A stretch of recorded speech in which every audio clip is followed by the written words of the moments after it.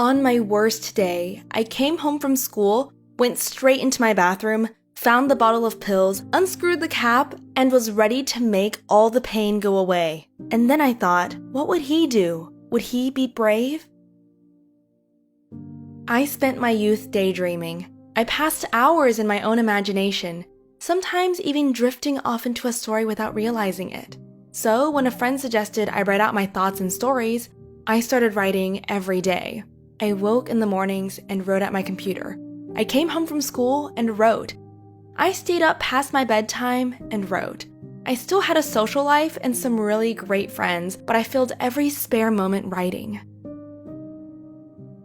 That summer at baseball camp, I met Dave. He seemed like a cool enough guy, and we sat together at lunch and talked in between ground ball and fly ball drills. But one day, as we were finishing up practice, well, Dave did things to me that, even inside the safety of the written word and the anonymity of the page, I don't want to write about.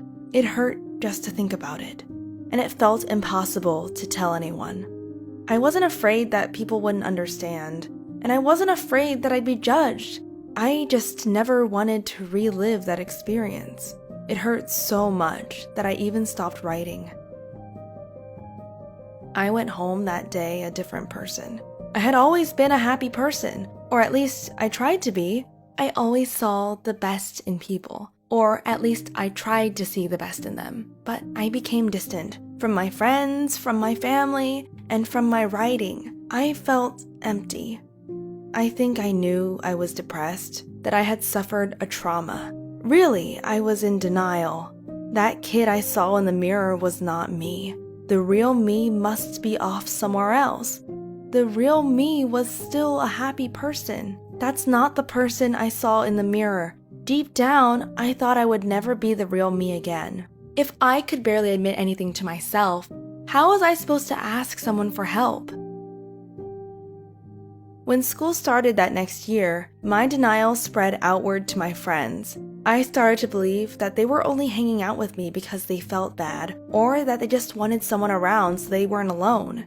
No one could really like me, I told myself. They're faking it. I became disinterested in my after-school activities, and I even started skipping baseball practices. My imagination kept making things worse. I imagined the slicing of my own skin with a broken piece of glass.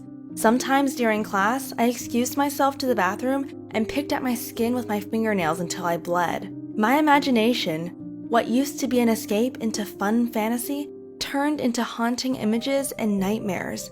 I daydreamed about dying. Soon, I started to crave my own death. Given the strength of my imagination, it wasn't a difficult thing to conjure. My history teacher gave us an assignment, and that night, as I sat down at my computer to finish it, something popped. I remembered the feel of the keyboard, the tap-tap of the keys, and the letters appearing out of nowhere on the blank screen, and the good feeling knowing I had brought those words to life. I remembered how much I loved to write. I didn't even finish the history homework. I opened up a new document and started typing a story, the first story in a long time. I created a character named Steven. I made Steven brave. I made Steven happy. I made Steven good. Then I made Steven suffer. I made him go through everything I went through. You know, when you take a really deep breath and hold in the air, you can feel the tension in your lungs? Before I created Steven, I felt like I could only breathe in, never out. But writing Steven's adventures vented all that stored up, intense air. It was a way of speaking without ever having to say a word.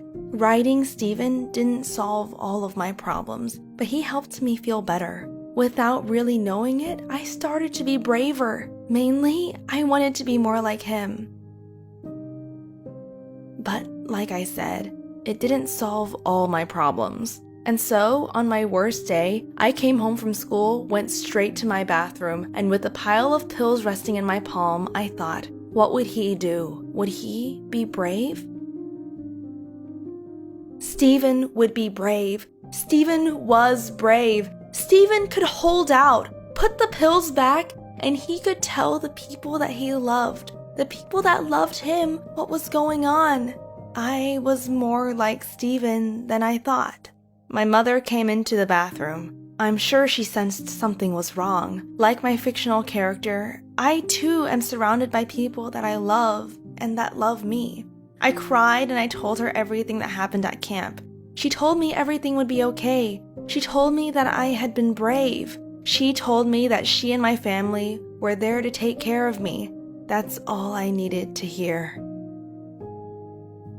Since then, I've gotten help from a therapist, I've reconnected with my friends, and most importantly, I've continued to write stories. I'm slowly becoming the person I was, and I've never felt better. I learned that even in my darkest times, there were many people who cared. I learned that when I thought I needed to hold back tears, there were many shoulders to cry on. I learned that when I thought I was supposed to stay silent, there were people ready to listen. And most importantly, I learned that the fictional bravery I gave to Steven originated with me, with my own bravery.